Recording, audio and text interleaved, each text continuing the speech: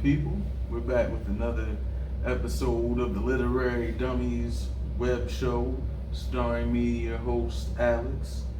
You can follow me on Twitter at fudge_bars with a Z, and on Instagram at fudge_bars with a Z. This is my co-host, Kevin. And you can follow me on Instagram at Scotty Get Down with 2 M's and the number 1.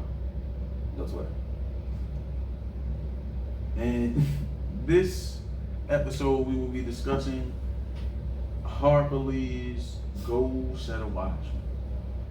This is going to be a good one because he hated this book and I loved it. And a lot of people I've talked to about this book don't like it. If they read it, they don't like it. I do. And I think there's a certain reason that some people don't like this that they don't really want to talk about. But for those of y'all that don't know some author history, Harper Lee wrote To Kill a Mockingbird. It came out way back in the day, you know, racism times. Like, not to say that niggas not racist now, but Jim Crow South, that era. And it was about a guy who got accused of rape and the white lawyer that defends him, and it's told from the point of view of the white lawyer's daughter, who's like this tomboy named Scout. This book, Go Set A Watchman, was released in, originally it was said to be the sequel of To Kill a Mockingbird. It came out a few years ago. To this point, Harper Lee only released To Kill a Mockingbird and never had intentions on anything else coming out. This came out a few months before her death. She was like late 80s, early 90s. Yeah, it was like 2015, right? Yeah. And some people said she wasn't really in the right mind to choose to release this. Some said, nah, it was her choice. But one thing we know for a fact is this is not a sequel to Kill a Mockingbird. It's actually the first draft of To Kill a Mockingbird. There are certain scenes that come up again that are in both books. I can't remember which one right now. And you can just tell reading it that like it reads like a first draft. There's a lot of ideas that it's like, ooh, that's good, but then it doesn't go anywhere. Actually, I found out that the title, Go Set A Watchman, is a Bible reference from the book of Isaiah. For thus hath the Lord said unto me, go set a watchman, let him declare what he seeth. And this is a reference to the moral compass, Atticus, good old Atticus. Most people that have read To Kill a Mockingbird love Atticus, especially if you're white, tend to love Atticus. And he was very lovable in To Kill a Mockingbird. But this ain't To Kill a Mockingbird. This is Go Set A Watchman. Go Set A Watchman starts off with Scout coming back home to Macomb, Alabama. She's now 26. She's coming home from school in New York.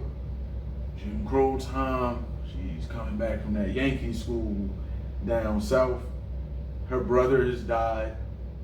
Her aunt now takes care of Atticus because their old maid, Calpurnia, has retired. She runs into her childhood love, Henry. We just won't call him Hank. They like talking. She's shooting the shit with everybody she run into in town. And like the hot news is that the NAACP has just been showing up around South protecting good old black people. You know, they're not trying to have them Yankee NAACP boys coming to the South. Throughout all of this, she ends up hearing about this Citizens Council meeting, and Citizens Council is just kind of a nice way to say KKK without hoods. That's kind of the feeling that it gave, like, this is the Klan without hoods.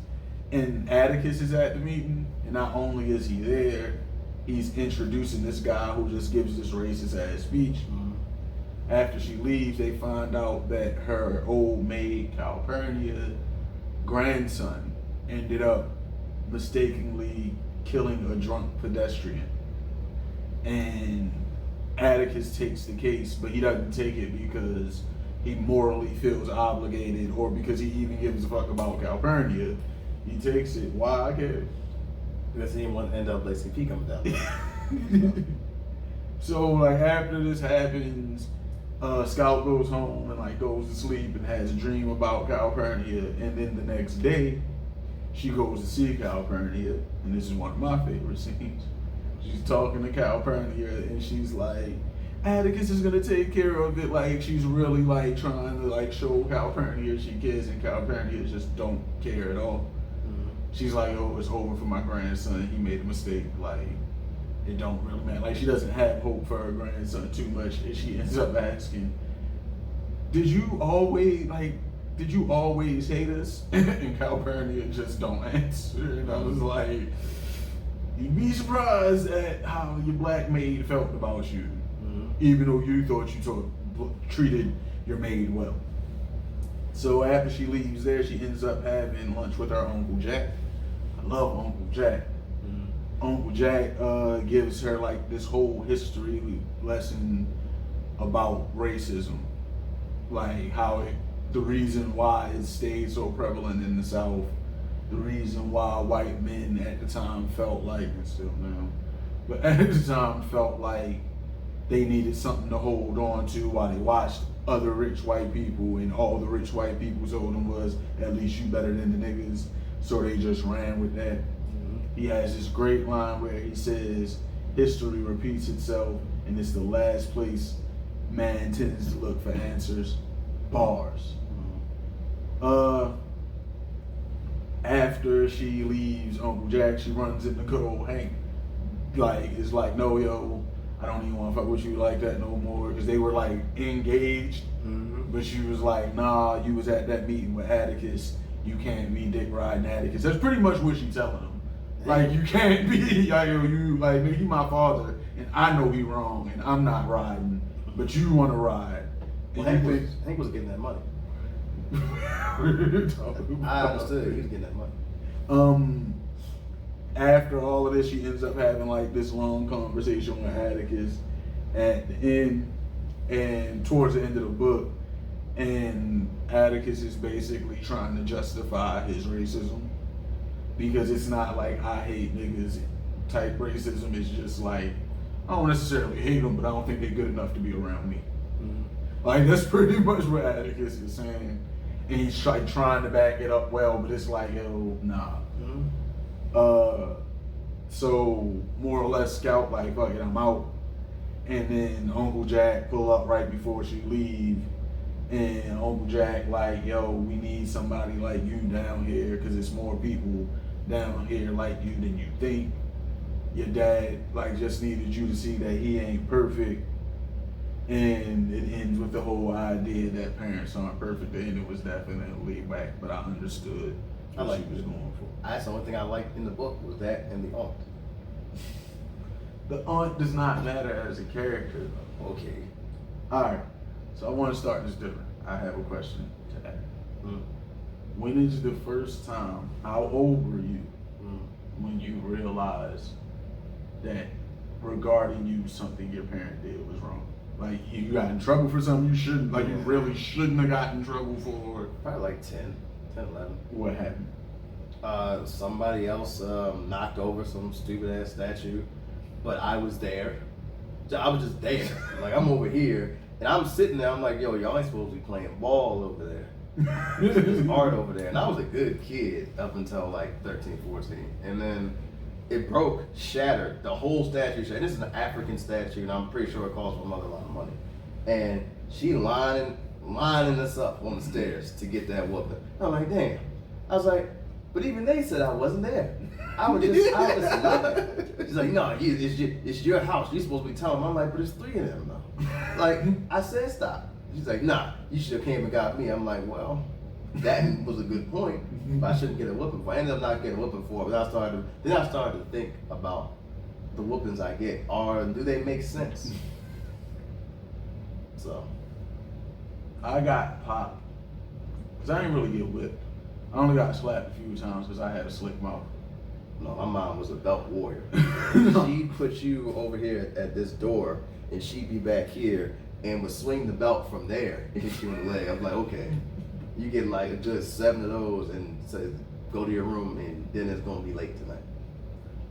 I got popped like in 8th grade, I want to say. 7th or 8th grade. I was either 12 or 13, but you know, our birthday is late, so we would have been 12 for a few months in the 8th grade. And I had like a bad report card, and it was one of my worst report cards to that point in time. And my mom did the whole, I'm gonna make you, I know your mother tried to hit you with the, I'm gonna sit down and watch you do your homework every day. At some point. She put me with I mean, it's the same thing when she would watch. TV is in every room. I'm in the living room. She come down there with the remote, turn on her thing, the Jeopardies and stuff, and then be like, well, you gotta sit at the table until you're done. The table is right there. So yeah, it's essentially the same thing. But then I had the homework book that the parents had to sign on the homework book. Nah, that shit. That was stupid.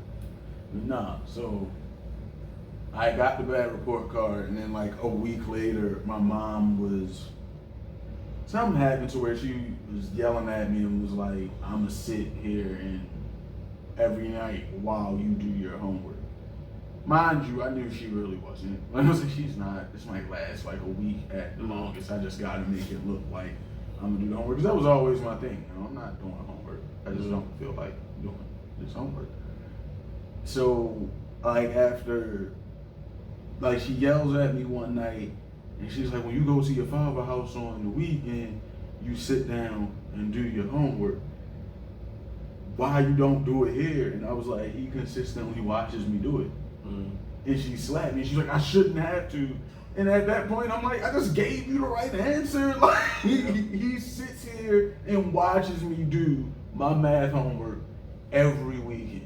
So even if I'm saying I'm doing it, nah, show me. Okay, no, sit here and watch me do it. Like I'm gonna watch. I'm gonna make sure it's all right. And she's like, you should know to do your homework. I was like, yeah. And now that I'm older, I look back like, yeah, you at 13, I knew I should have been doing my homework. But at 13, if you're not watching me do it, I'm not doing it. I have no explanation as to why I didn't do my homework. Because we didn't feel like doing it. I mean, yeah, that's it it. really came down to. But what was I doing? I couldn't do nothing. That was I wasn't even playing video games. I played sports throughout most of the year in high school. I was football team, indoor, outdoor track. Granted, I ain't take track serious at all. And towards the end, I didn't take football serious. But nigga, that's being after school every day for like 2 or 3 extra hours, and I still had time to do my homework. And would just be like, I'm not. I was rock climbing. I had my homework. I had my homework with me, and I would be the first person to finish the whole. It was me and like 7 other kids, and they were all scared to go to the top. Even if I was dizzy getting to the top, I would go to the top as fast as I could just so I could finish it off. I'm a lazy athletic person. I want to finish it. I want to get to the end of the game first. I would get down there, books right here. No business not doing the homework. Like we had like an hour-long study hall before football practice. Still didn't do it. I took a nap. We wasn't doing homework. MySpace. We not doing the homework, but it's awful. I asked that question because I feel like part of the reason that people don't relate to this is because I think in our generation we've had parents that are more open. So you don't have, like she's 26 realizing her dad isn't perfect. Need to realize that out elementary school now. Hey, like we out here struggling, yo. Yep. Obviously, like. Yep. So I feel like that's hard to make hit now. But personally, I like this book though. I think the way they teach or taught To Kill a Mockingbird, Go Set A Watchman should be the next book. It should go. Read both of these. It gives you a better full grasp of what racism truly is. Because I mean, it speaks on racism somewhat in a systemic level, because it's like Atticus and Jack both admit they haven't been given, we haven't given them the opportunities, but they getting them now, so it should just be. Well, Jack's more understanding, which is why I like Uncle Jack, because he's less racist than anybody else. He's just like, yeah, yo. Didn't like him. How you ain't like him? Because he trash. The Aunt Alexander, but Xander. Best character in the whole book. How is... Because everything she did was natural. Like, even the racism was natural. Like, when the first scene, when Scout is in there, it was like, oh, did you read this anti-Negro book? Yeah. Oh, what do you think about it? I mean, it's all right, read. And Scout's like, and the whole time she's just natural. When she says, don't marry Henry, she's like, why? Because his dad was a drunk and died, and his mom died from some other sickness. You don't want that on your head. He got problems. And he ain't got no money. And she's like, we got money with my dad. He's like, which your dad? He can't do nothing on his own. Every scene she was shitting on somebody. But she was on, I will give you that, she was the most honest. Yeah. When Scout was not even skinny dipping, like they just went to swim or something, came back, kicked her up in the morning. What you doing out there swimming with that boy? You out there with that boy again? He ain't shit. And then Atticus had to come there and was like, That's another reason I didn't like Atticus. Every scene, he's an old Bruce Wayne. That's all he is. That's racist. I mean, but that's kind of Atticus though. Yeah. Even in To Kill a Mockingbird, in some ways, he's the old. I like the lawyer dialogue. Yeah, I like that in To Kill a Mockingbird. That's my favorite parts of the book. I didn't like Henry because Henry was lame. After listening to what the aunt said, Henry really ain't shit. I mean, that's not necessarily his fault. He's a follower. He's making it. I mean, he's trying to make his way in a town like that. To some extent, you gotta follow. And he's trying to be a lawyer and be politically important. He's right. And he's young. Like, to some rate, you gonna follow. This is probably the only thing I liked in the book besides Aunt. I liked that it seemed natural. And I didn't think anything was corny. Because, like, the scene where it's like 3 or 4 black guys driving the car, speeding down the highway. And Henry just like, look at the niggas over there, speeding again. Then he looks at Scout, he's like, they can't do shit. Can't get a license, can't get no insurance, can't get nothing. Damn shame, shit. And I was like, he said that so naturally, like to say, they ain't shit. Just said so like it's a normal thing to say. I said, she did a good job. At that time, that was a normal thing to say. But she wouldn't go over the top. I thought he was going to say niggas and this and this and that. He went straight on like. Because she wrote this in the time period. So it wasn't to us, just to a lot of people our age, read niggas gonna go, but then she's like, nah, yo, this is just how we talk. Like, I did not enjoy the book because nothing happened. Something does happen. You just don't care about what happened. Summary of the book: Scout came home from school. Oh no, Dad's racist. Shit. Scout realized the most important person in her life to this point, her moral compass, is shitty in a manner that she's like, yo, the way you didn't raise me like it's one of them, you didn't raise me like this. It took her 19 chapters to figure that out. I mean, I didn't like that every chapter was a full scene in that same area, like, one whole chapter, we in church, and I'm hearing the song. Ooh, I don't care about the song. I was reading it thinking, okay, this is important. This song is going to be really important. It's not. This minister is it's not. Yeah, I mean, it's the most important characters are scouting, but I mean, I don't know. I think, because the reason why I think this is great is because when I think of it as a sequel, you get 2 very important sides of Atticus. Because I always said, even before this came out, and people said Atticus wasn't racist, I was like, it wasn't necessarily Atticus not being racist that made him take that job. First of all, he's a lawyer. That's where we start. He's a lawyer. This is a way to make it seem like he's an amazing lawyer. And they got one case every, 4 months? Then take that into account with Atticus was just saying, as a person, it's wrong to frame a person. It was a real black and white, if you will. Like, flat out, like, yo, it's right, here's wrong. So this is wrong. Can a racist person be decent? Is Atticus decent? Can you be decently racist? Is Atticus decent? Because I mean, until he gets to the shit. is Can you be decently racist? Is Atticus decent? Because he pretty much says, I don't like blacks around me, but I'm gonna defend them and do the right thing by them. like, yeah, kinda. So it's like, But it's only some of the right thing. Because the right thing would be if the right thing should be that it's nothing wrong with them being around you. so then you can't be decently racist. Exactly. Yeah. It's a good question. I thought it was a good question. It's not a really good question. See, and that's what I think. And I think that a lot of people were genuinely upset that they had to see that Atticus is racist. Yeah, I wasn't upset. I was upset reading the book. Not just by him. That didn't even faze me when she said she was in the meeting. I said, oh, I knew she was gonna find somebody she was in the meeting. I thought it was just gonna be Henry. And I thought he was gonna turn into a drunk, because remember his father was drunk. I thought when she saw him at the meeting, it was gonna play out like then he started drinking because the love of his life is now saw him doing racist shit. No, I was just like Atticus in there. I was like, okay. Where's it going? Listen, well, come on, man. I love this book. I give it a 4 out of 5. He's wilding. And Uncle Jack, the GOAT. Everything that y'all want Atticus to be, that's Uncle Jack.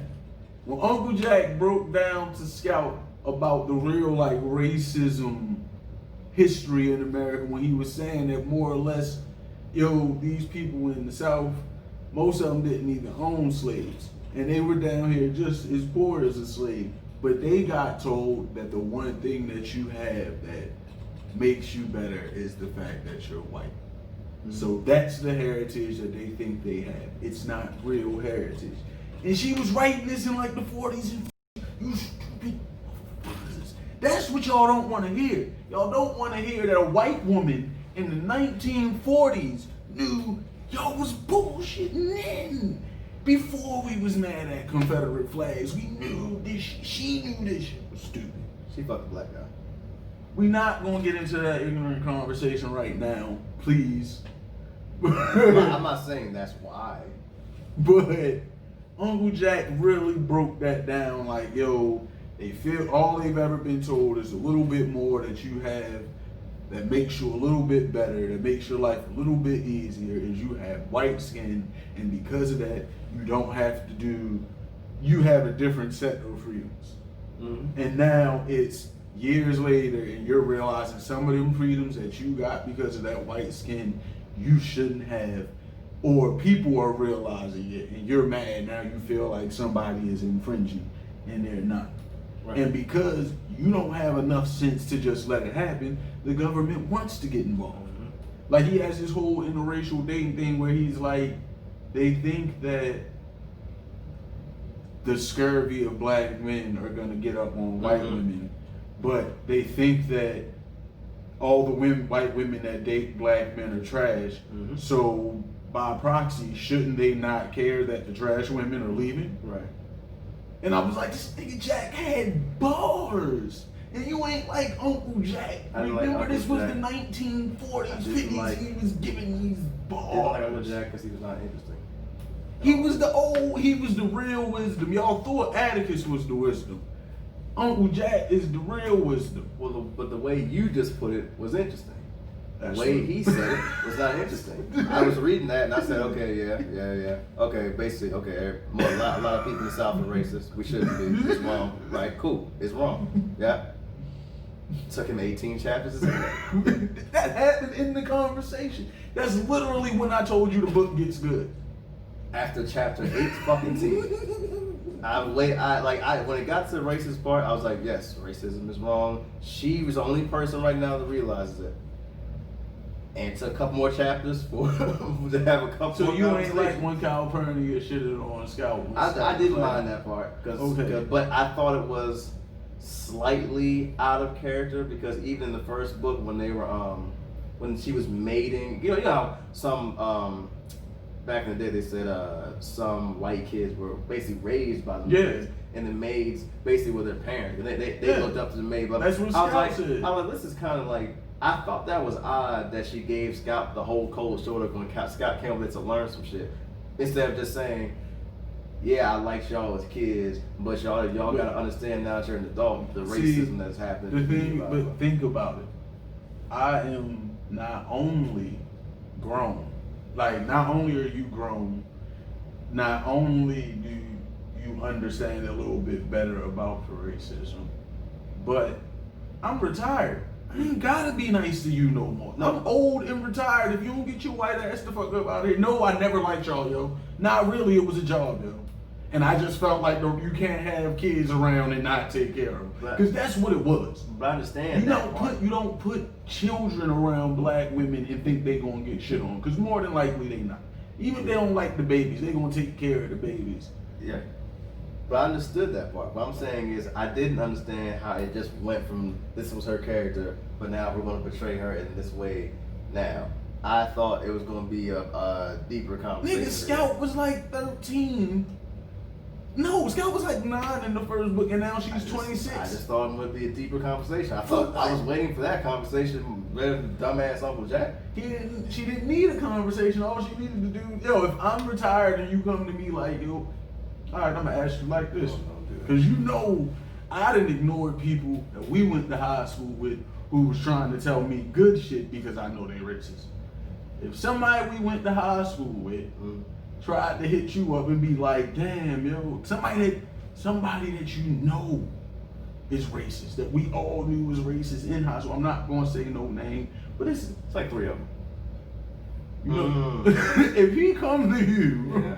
If he come to you and say, yo, I really didn't know y'all didn't like us because y'all didn't know we were that's like, a good point. Yeah. Like, cause we wasn't never necessarily mean to yo. We was as cool as we needed to be. Cause we were in school in class together. Yep, that makes sense. It makes sense. He still was a Gibbons boy at the end of the day. Right. If we was out and he got jumped by some niggas we ain't know, we would have rolled. But you just made it interesting and made it make sense. The book didn't say shit interesting. It was like a dull conversation. Hey, Capernia. That was the point. Did you like us? I was like, that's it. I was waiting for something meaningful to happen because that was the one black character that was talking. So that was my thing. I can see that. That was it. You put one black person in the book and it's and hey, I said okay, and the best part of the book is the aunt. Every single scene she's in, she has something important to say. Every season, every scene that she's in. Even when talking about her own brother, how's he doing? He ain't shit. He fucked up. Whole body fucked up. Shut down. Every chance she get, when she's in the scene talking, somebody's getting shit on. Doesn't matter color, creed, what, shit on. If it ain't her in particular, getting shit on. Still, and you better not try to shit on her. Remember Scout tried to shit on her one time. Scout told her to go pee in a hat. He said, "Oh, bitch, okay." So he went and go told her father, "You heard this bitch said to me?" You can't. She wasn't to be fucked with the whole book. That's only. Every time her name was mentioned, I said, "Okay, this is why you pay attention." I didn't care about no fucking. You wild. She was damn near the main character. No, she was not. She was in just as many scenes as Henry was in. I give it a 4 out of 5. One. If you can do what I did and understand how to take some of this and like just like he said, I made it sound interesting. The book though, it's a lot of it's a lot of plain old racism is bad, but we are surrounded by it and most of us are okay with it. But it's not racist. You gotta put it into the context of the time period. I got all that. I'm just saying how it was written and how I'm reading it was boring to me. I understood it. It was just if you wrote the book and the way you said it, or that came after the plain dull dialogue. I thought the dialogue was just dull. That's what it boils down to. I thought most of the dialogue was dull. And if I had to hear Scout say "sweetheart," "honey," or "babe" to her boyfriend one more damn time, I was gonna be mad. And the whole one conversation is Babe Sweet. It wasn't even Sweetheart. So Babe when she Sweet. called that one chick a ringtail, whatever, or no, she called Atticus or something. It She might have called been a somebody a ringtail. ringtail or something. I forgot like what that meant. It was something she said she learned in New York. Yeah, I forgot what that meant though. I really forgot. You know they wasn't playing with that New York Yankees. I remember that in the book. Ringtail was some kind of insult. I forgot what it is, but I give it a 1.5, man, because the dialogue was too dull. The message was great. The message is great. That's what I'm saying. The message is fine, but you can't tell me a message and put me to sleep while you're telling it to me. I don't care how important it is. I don't want to fall asleep listening to this important thing. And I literally put the book down. I finished the book yesterday. Yeah, you did tell me. Like I finished this shit a while ago. I You kept hitting me up like, nah, yo. I just kept putting it down. I was like, yo, I was reading like 2 chapters a day. I was like, I just audio booked it. And that was another thing. I had Reese Witherspoon reading the audio book, and she was cooking. She had the accent and everything. That's what Lil Yeah. Lil Yeah is New Orleans slang. I know what Lil Yeah means. Lil Yeah right there. And it's not just New Orleans slang. But Louisiana, right? that's another episode of the Literary Dummies. We'll be back soon. Niggas hating on Scout. Oh, niggas is crazy. It was a trash book.